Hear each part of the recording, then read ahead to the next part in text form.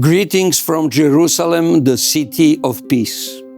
It is my privilege to present to you the great figures and characters of the Tanakh, which means the First Testament or Old Testament for Christians. It is also natural to start with Adam, the man discovered on the first pages of the Bible. In Hebrew, when we talk about Adam, he is presented as Adam HaRishon, which means Adam the first. In fact, this idea suggests that we have a lot of things in common if we want to answer the crucial questions. Where do we come from? We need to better know him. The first element is that Adam is in the likeness of God. The text affirms, God said, "Let us make man in our image to be like us." So God created man in his own image. Male and female, he created them. We are not human beings isolated in this infinite universe. We belong to God and we are like him.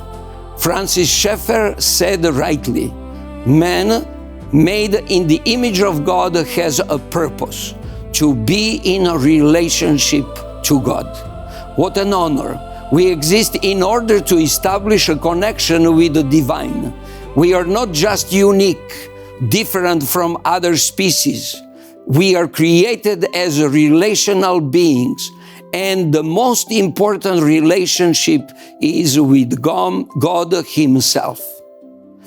The second element is that Adam is the steward of creation. In Genesis chapter 1, our planet was without form and void. Starting from that original chaos, God uses the first 3 days to make available 4 basic elements of life through the process of separation. The first fundamental element is water. The first blessing that we receive from the story of Adam and Eve is the abundance of water. At the beginning, the water was everywhere, and the Spirit of God was moving over the face of the waters. The second basic element is light. "Let there be light" are the first words pronounced by God during the creation. The Bible continues, "And God separated the light from the darkness." At the time of God's perfect creation, darkness was something positive. We needed the light desperately every day, but God also set aside a time for rest. This reality implies that human beings are not just machines working, acting, and functioning permanently.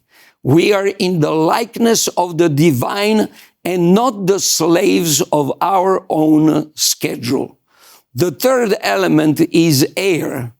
On the day 2, God separated waters under the sky from the waters above the sky. In other words, he created enough of space for an ocean of air for our existence. Through that separation, God provided one of the most precious gifts, fresh air.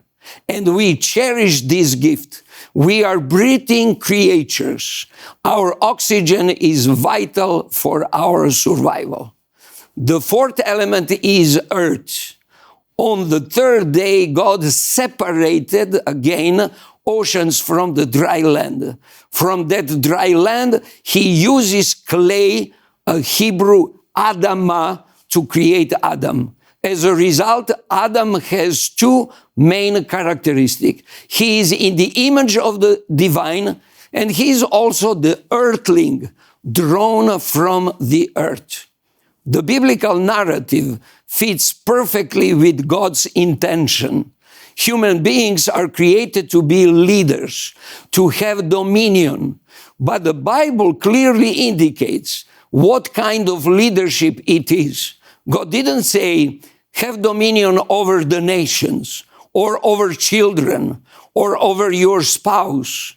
Governing is not having dominion, it is serving. Education is not dominion over children. It is the task of elevating them. Marriage is not a dominion, it is love. The biblical dominion means taking care of the nature. Men should do everything to preserve the best light, the best water, the best fresh air. This is how we contribute to the harmonious and peaceful existence of all living beings. The third element is that Adam is an agent of unity. After creating true separation in chapter 1, God presents in chapter 2 the domains where Adam should become an agent of unity. The Bible uses a deep and symbolic portrayal, reminding us that our role is not to divide, to separate, or to do war. His ambition should be to create bonds, relationship with God, but also a healthy relationship with the environment and with self. The beginning of the chapter 2 confirms the importance of a good relationship even with time. The initial harmony included the rhythm of life established by God, 6 days of work and 1 day of rest, Shabbat. But the central point for a perfect unity is chapter 2 was Adam's relationship with his wife. Therefore, a man shall leave his father and mother and be joined to his wife, and they shall become one flesh. The next element is that Adam is a reflection on human weakness and victory. Adam didn't resist the temptation.